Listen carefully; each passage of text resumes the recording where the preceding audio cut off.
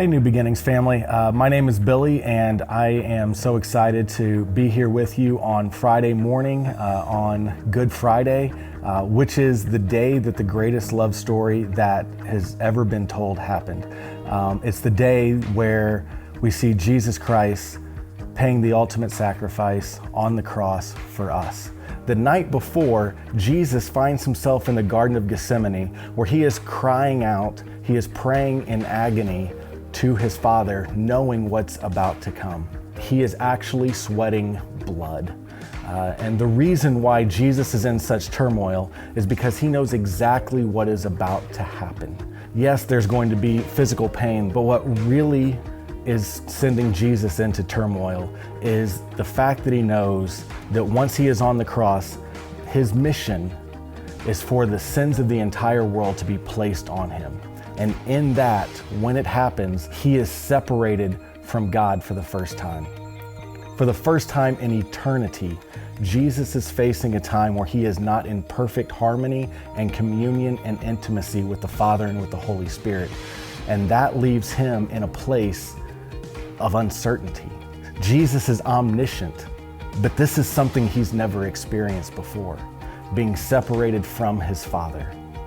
And after that separation comes, when the sins of the world are placed upon him, then he knows what happens next is death. And with that comes the continued separation from the Father. And this is an amazing, unbelievable thing to start to wrap your head around. This idea, this truth that Jesus, the immortal, the holy, the creator of heaven and earth, is about to experience mortality. And so we see in Luke chapter 23, starting in verse 44, we see this account where Jesus' statement on the cross comes into picture. It says, "By this time it was about noon, and darkness fell across the whole land until 3 o'clock.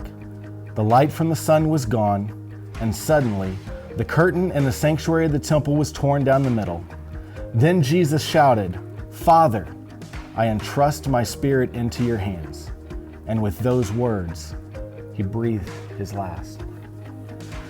And when Jesus finds himself at this moment, the omniscient facing the uncertain, his response is a beautiful picture to us of what our response should be when we find ourselves in times of uncertainty, in times of turmoil.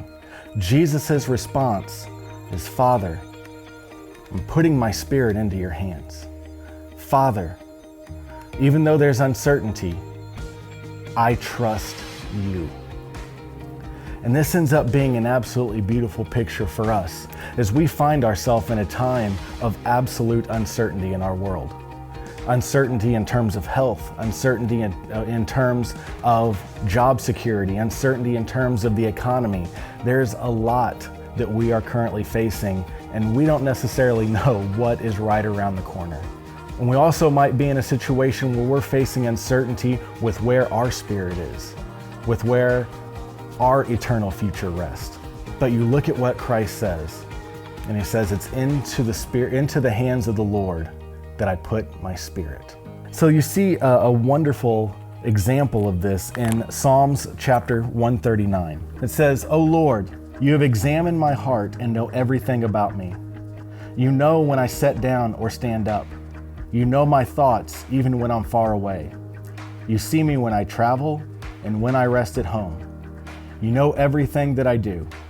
You know what I'm going to say even before I say it, Lord.